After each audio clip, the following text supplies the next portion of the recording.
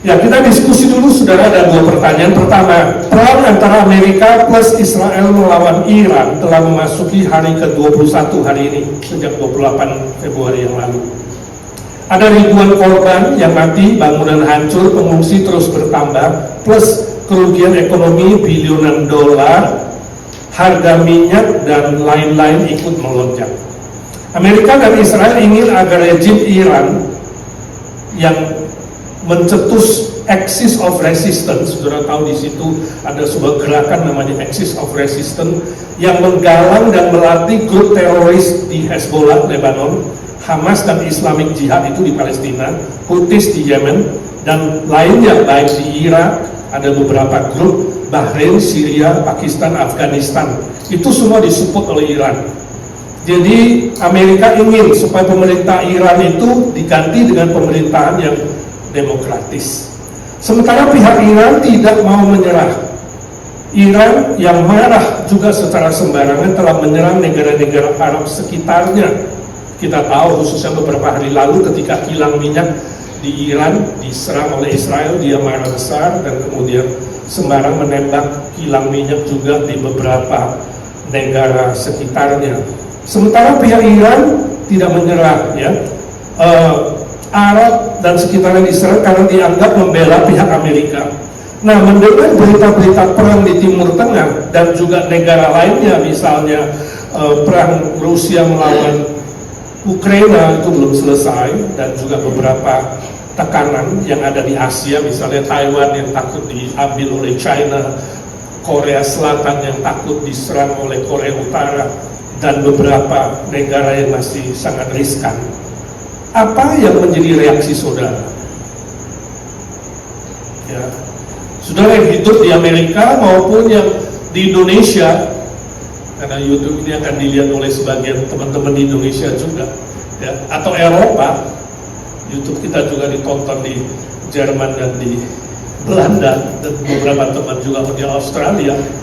Apa reaksi saudara? Apa respon saudara ketika mendengar berita-berita perang seperti ini?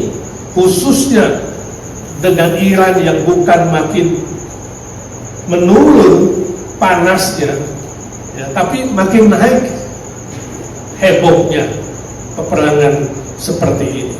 Apakah saudara menjadi takut? Apakah saudara menjadi cemas, menjadi lebih stres, atau marah karena sebagian orang tidak setuju dengan Trump yang memulai bersama Israel? Tapi kalau nggak dimulai, bagaimana membiarkan Iran yang tiba-tiba kemudian ada senjata nuklir untuk ditembakkan kepada musuhnya, karena cita-citanya mereka adalah khususnya ini, ya, Axis of Resistance, salah satu goal mereka adalah menghapus Israel dari peta dunia. Pasti Israel sangat ketakutan dan was-was setiap hari, ya. Jadi pilihan yang sangat sulit bagi Trump dan Israel. Bagi Israel lebih bagus menyerang dulu sebab dia sangat kecil dibandingkan dengan Iran dan semua grup-grup yang mengelilingi dia, ya. Atau saudara sedih melihat korban yang sudah puluhan ribu? Kalau mau dihitung dari 47 tahun lalu, peperangan ini telah memakan korban jutaan manusia, tentara-tentara, baik dari Israel maupun dari wilayah Arab.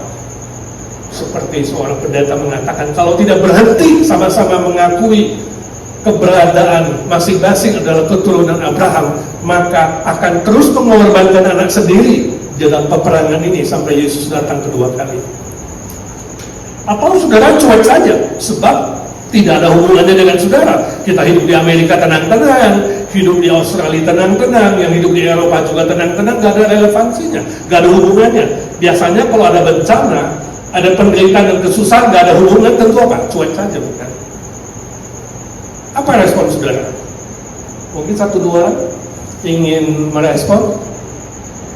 Pak Indra gimana? Cuek saja? Bukan cuek sih. Jadi? Tapi membiarkan aja dengan sendirinya. Ya, pokoknya ya biarin aja lah. Ya, kalau istilahnya di Indonesia itu kalau kita tanya, gimana kabarnya? Ya mengalir aja Pak. Nah, istilahnya itu mengalir aja. Jadi pokoknya ikut arus, ceritanya ikut arus lah. Ngalir ke timur kita ke timur, ngalir ke barat kita ke barat, ngalir ke utara kita ke utara. Jadi ikut aja alirannya kemana. Atau setelah melawan arus. Kalau alirannya ke selatan, gue ke utara. Kalau alirannya ke timur, gue ke barat. Saudara kalau jadi ikan, saudara mau ikut arus atau lawan arus?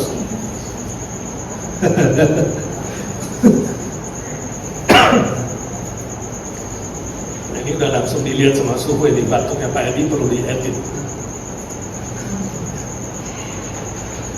Kalau ikan ikut arus berarti ikan apa? Ikan mati. Ikan yang hidup selalu lawan arus. Jadi mau mengalir aja atau mau lawan arus? Nah, ini menjadi pertanyaan kita juga. Ya. Tapi ternyata beberapa orang menjadi cemas, khususnya para businessman. Bagaimana nih? Ya, emas tadinya kita sehari bisa 7.000 nih, sekarang drop jadi 4.000. Ini gimana ini bisnis gua? Ini gimana minyak? Satu barel tadi 75, sekarang 110, 115. Ini pengaruh ke transport, pengaruh ke yang lain-lain, ya kan? Hutang saya bertambah. Ya, kalau ada hubungan bisnis yang bayarannya US dollar di Indonesia sudah ketar-ketir, karena rupiah terus merosot, menjadi cemas secara ekonomi. Gak disangkal dan itu normal, reaksi apapun yang terjadi tergantung situasi yang dihadapi. Tapi sebagai orang Kristen, pertanyaannya bagaimana reaksi yang seharusnya? Apakah mungkin ini skalanya makin besar sampai nanti terjadi perang dunia ketiga? Kita lihat nomor 2, Rusia yang menggantikan posisi Uni Soviet. Uni Soviet itu dulu komunis sosialis, itu hancur tahun 1991. Lalu Putin yang terpilih memimpin itu tidak rasa sudah 27 tahun karena dia memimpin sejak 1999, hebat sekali ya. Xi Jinping mau ikut dia sekarang, nggak mau turun. 27 tahun dia bertindak diktator. Dia menaklukkan Crimea tahun 2014. Dan dia masih terus berambisi menaklukkan Ukraina sejak 2022, hari ini belum tercapai, masih perang terus. Dia ingin jadikan Ukraina itu pusat persenjataan dia. Ya, dan dia tidak sungkan-sungkan akan memukul atau membom pusat nuklir yang ada di Ukraina. Ini luar biasa, mengerikan sekali. Puluhan ribu manusia mati dalam perang yang belum berakhir, Rusia dan Ukraina. Putin pernah menyombongkan senjata nuklir dan senjata biologisnya. Dia bilang dapat mematikan penduduk Amerika sebanyak 50% hanya dalam 7 hari. Dia nggak tahu betul tidaknya dia punya senjata itu, tapi dia berani berkata statement seperti itu. Bila Putin ikut gila dan bersama China, keduanya memihak Iran untuk melawan Amerika Serikat, sebab Iran katanya diam-diam melalui pasar black market terus mensuplai senjata dan teknologi ke Iran, sehingga mereka menembakkan sasarannya itu lebih tepat karena dibantu oleh pihak China. Dan ingat, China adalah customer terbesar minyak. Kalau minyak terus naik, dia juga pusing kepala sebab bayarnya lebih mahal secara bisnis, ya kan? Tapi kalau China dan Rusia ya ikut membantu, Iran akan makin gila untuk berani melawan Amerika dan Israel. Apakah mungkin perang dunia ketiga akan terjadi? Jawabannya yes. Inggris tadinya tidak mau tahu, cuek, mengalir aja. Inggris bilang, bukan gua yang start. Jerman juga bilang, bukan gua yang start perang ini, ngapain minta tolong sama gue. Tapi karena mereka beli minyak dari negara Arab sekitarnya, dan negara Arab sekitarnya sekarang juga kena bom, mereka mulai berpikir bahwa akan turun tangan juga. Ini merembet, saudara. Kalau Amerika sudah bersatu dengan Eropa dan Iran bersatu dengan Rusia, dengan China, saudara menangkap sesuatu di situ. Menurut Zakaria 6 ayat 6 dan Wahyu 6 ayat 2, di situ akan muncul kuda putih pada akhir zaman. Zakaria menubuatkan pada akhir zaman akan muncul kuda putih. Itu simbol kekuatan militer. Dan kuda putih itu akan keluar ke barat. Kalau ke barat berarti dari mana? Dari timur. Siapa timur? Masih ingat orang Majus yang mengunjungi Yesus dari timur itu siapa? Iran. Siapa timur? Dulu Uni Soviet, sekarang Rusia.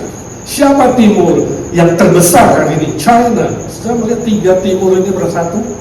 Kalau 3 timur ini bersatu dan menuju barat, berarti nubuat Zakaria 6:6 dan Wahyu 6 ayat 2, kuda putih yang membawa kemenangan akan terjadi. Nah, kita tidak tahu Antikristus siapa di akhir zaman yang tunggal itu.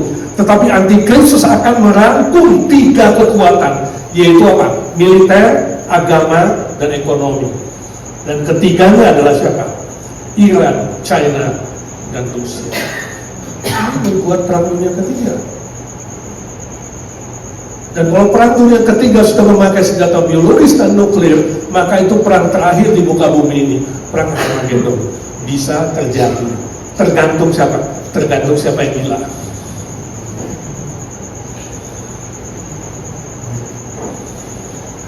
Jadi bisa juga jawabannya no, bukan hanya yes. Kenapa no? Karena terjemahan ke barat juga bisa berarti dari barat, karena bahasa Ibrani ke dan dari itu sama tulisannya. Ya. Jadi kalau dari barat berarti siapa? Amerika plus Eropa. Jadi tergantung siapa mulai dulu. Barat bersatu dulu atau timur bersatu dulu. Kalau kesatuan ini terjadi, seluruh dunia akan terbelah 2, timur dan barat. Maka perang dunia ketiga, perang Armageddon, sudah diambang pintu. Gak ada yang tahu berapa lama.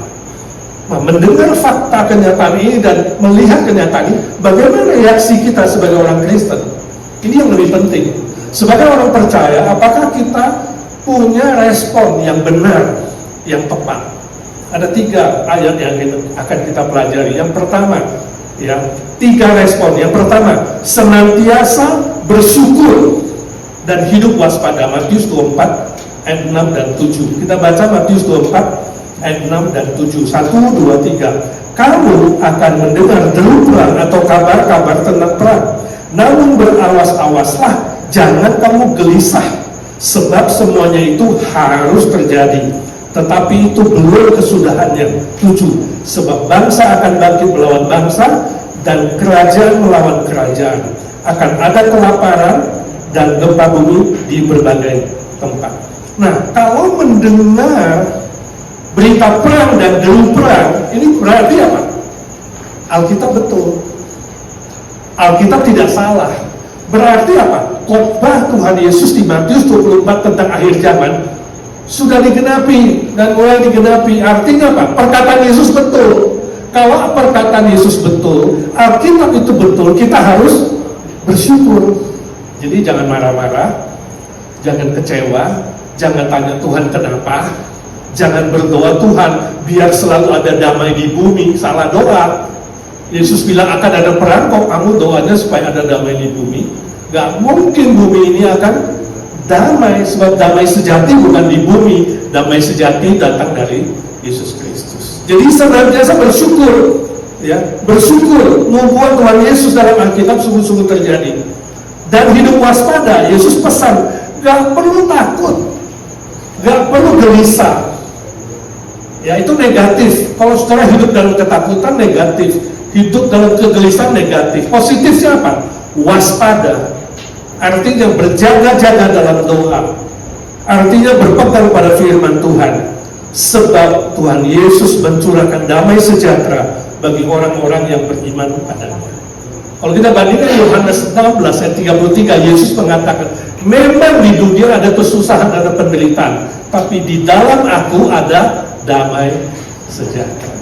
Jadi tergantung saudara kalau memiliki relasi yang baik dengan Tuhan Yesus, hatinya ada damai, ada tenang. Gak ada orang yang bisa mengambil sejahtera ini, sebab Tuhan yang menaruh di dalam. Yesus katakan, damai sejahteraku kuberikan padamu di dalam hatimu, tidak seperti diberikan oleh dunia, dan tidak ada seorang pun yang bisa mengambilnya. Jadi aplikasinya apa bagi kita?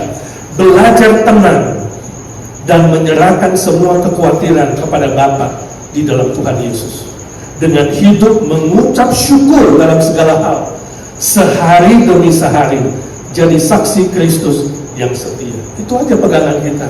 Kalau Tuhan masih kasih hidup besok, aku mau bersaksi untuk Tuhan, aku mau bersyukur di dalam Tuhan, aku mau menikmati satu hari yang Tuhan kasih. Sebab kamu tidak tahu hari besok. Hidup lagi satu hari, besok pagi bangun lagi, bersyukur lagi, Tuhan aku bersyukur untuk hari yang baru.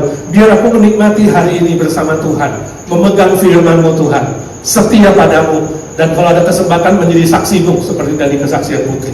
Anytime, anywhere, any situation, ya kan?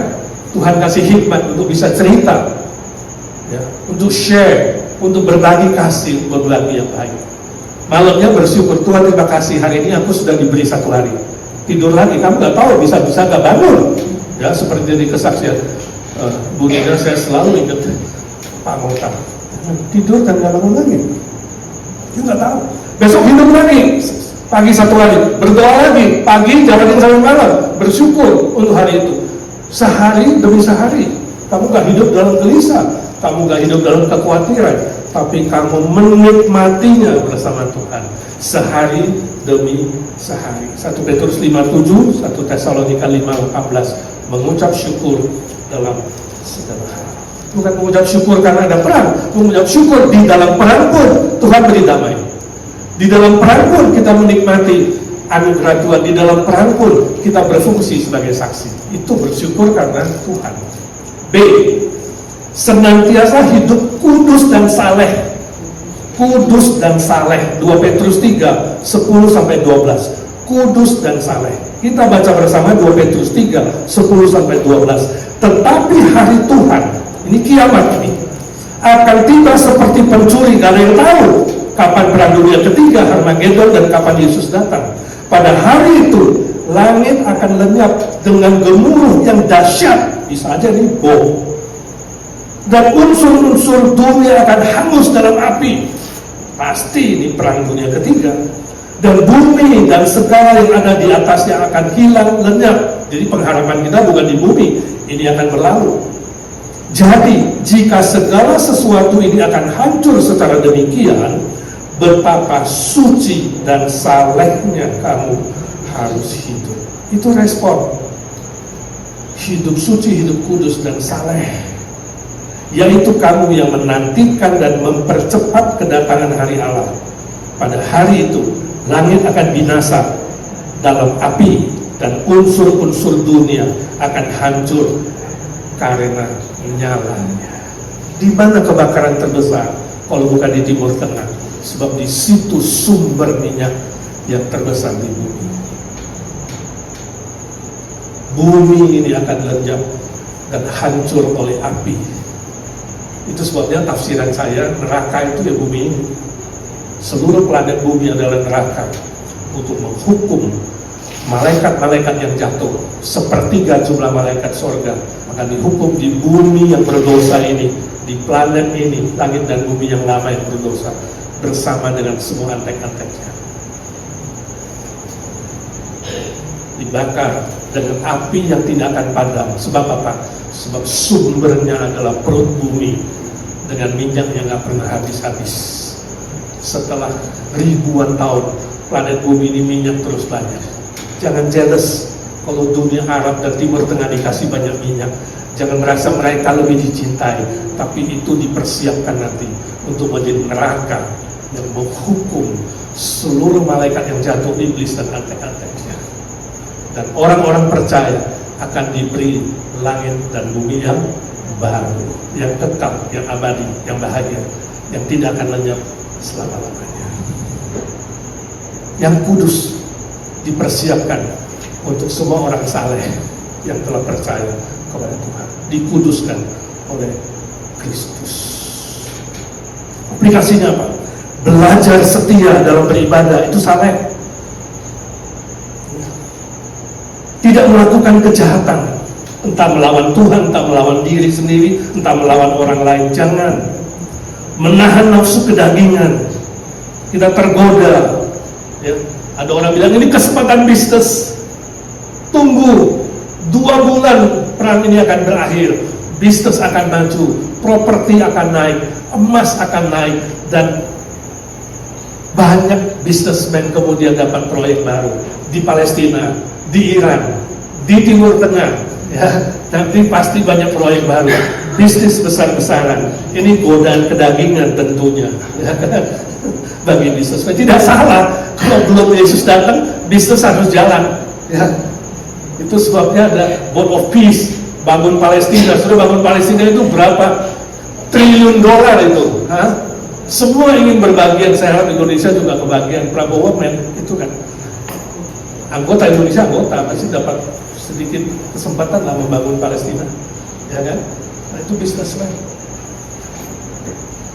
Tapi menahan nafsu kedagingan itu saleh, dan tidak mencemarkan diri baik jasmani ataupun rohani. 1 Petrus 1:14 sampai 16. Filipi 1 ayat 10 sampai 11. Tuhan akan menolong kita menjaga kekudusan, sebab Tuhan Allah kita adalah kudus. Yang terakhir, respon yang ketiga, senantiasa setia beriman pada janji Tuhan Yesus. Yudas 1 ayat 24 sampai 25. Senantiasa setia beriman pada janji Tuhan. Kita baca bersama. Bagi Dia yang berkuasa menjaga supaya jangan kamu tersandung, dan yang membawa kamu dengan tak bernoda dan penuh kegembiraan di hadapan kemuliaannya. Allah yang Esa, Juru Selamat kita oleh Yesus Kristus Tuhan kita. Bagi Dia adalah kemuliaan, kebesaran, kekuatan, dan kuasa sebelum segala abad dan sekarang dan sampai selama-lamanya. Ini ayat indah sekali. Tuhan Yesus kita, Tuhan yang maha mulia, maha besar, maha kuasa, maha kekal, dulu, sekarang, dan selamanya tidak berubah. Dia berjanji akan memelihara kita yang beriman agar tidak tersandung. Jadi kalau kamu Kristen asli, kamu gak usah khawatir. Kamu akan dibantu, ditolong, dipelihara, gak tersandung. Sebab sekali Tuhan Yesus selamatkan, selamanya diselamatkan, pasti. Dia akan jaga kita, pelihara kita, tidak ternoda, tapi penuh sukacita dalam menghadapi situasi apapun di dunia ini, termasuk bila perang dunia ketiga harus terjadi. Orang-orang percaya akan dipelihara sampai akhir. Ini janji Tuhan. Ini firman yang kita harus pegang. Orang yang bersandar diri akan gagal. Orang yang bersandar orang lain akan gagal. Orang yang bersandar ahli nujum akan gagal. Saya ketemu satu orang, dia pakai gelang khusus. Saya tanya, itu apa? Sebelum tanya Pak Hamfri punya, tapi ini orang lain. Pak Hamfri juga ada gelang khusus. Itu apa? Dari mana? Dia bilang, ini batu khusus. Dari siapa kamu dapatkan? Dari dukun? Dari ahli nujum? Kamu cari nujum? Saya tanya dia, teman lain. Dia bilang, belum Pak. Jangan bilang belum. Tidak boleh. Belum, enak aja saya bilang. Kok belum? Memang kamu rencana cari ahli nujum? Bukan belum. Dia bilang, enggak, ini beli di toko Julo nih. Oke. Jangan sekali-kali saya bilang. Jangan tergoda kamu secara spiritual dan secara jasmani. Di Medan ada satu orang kaya, cari ujung.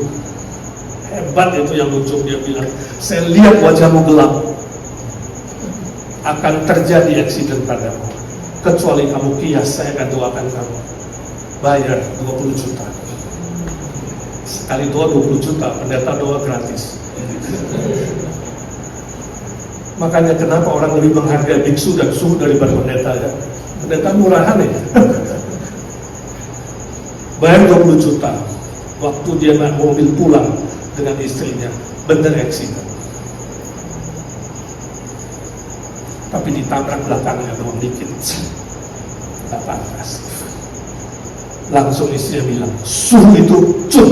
Tau gak cun? Bukan si cun, bukan. Cun itu jitu.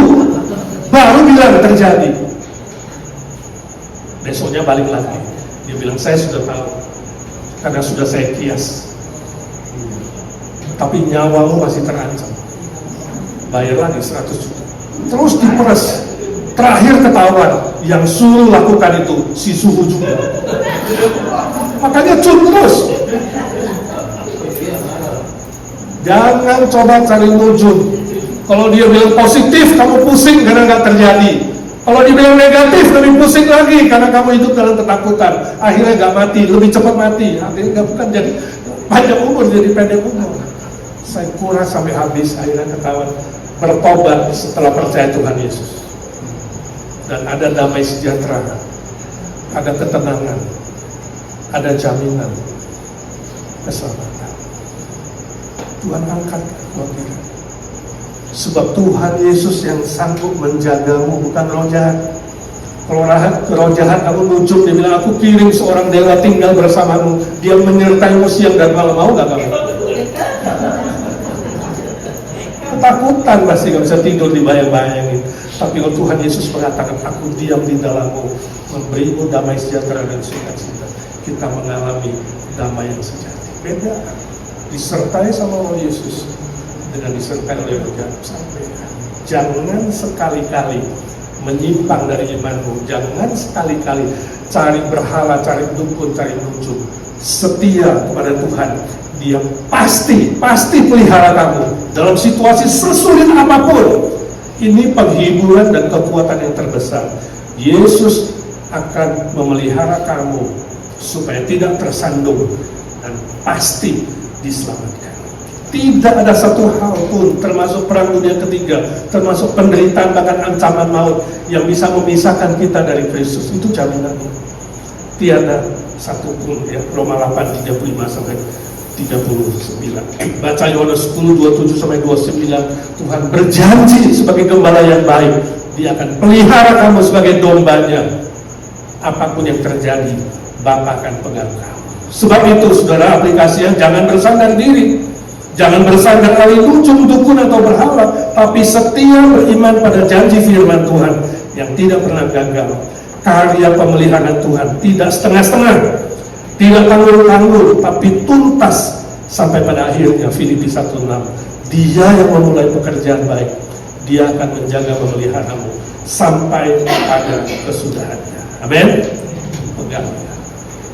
Itu menjadi respon kita sebagai orang percaya hari ini. Ketemu siapapun saudara hari ini, orang yang khawatir, yang gelisah, yang takut, hiburkan dia dengan firman Tuhan ini. Kuatkan dia supaya dia pun dimenangkan dan bersandar Tuhan Yesus. Tetap menjadi saksi Tuhan di tengah-tengah situasi yang masih kita belum bisa tahu ke depan. Tapi Tuhan mengkontrol, memegang masa depan. Amin. Puji Tuhan. Mari kita berdoa. Bapa di sorga, terima kasih untuk firman-Mu. Tuhan Yesus, kami bersyukur untuk janji-Mu yang selalu ya, amin, tak pernah gagal memelihara kami apapun yang terjadi. Gak akan tersandung apapun yang terjadi.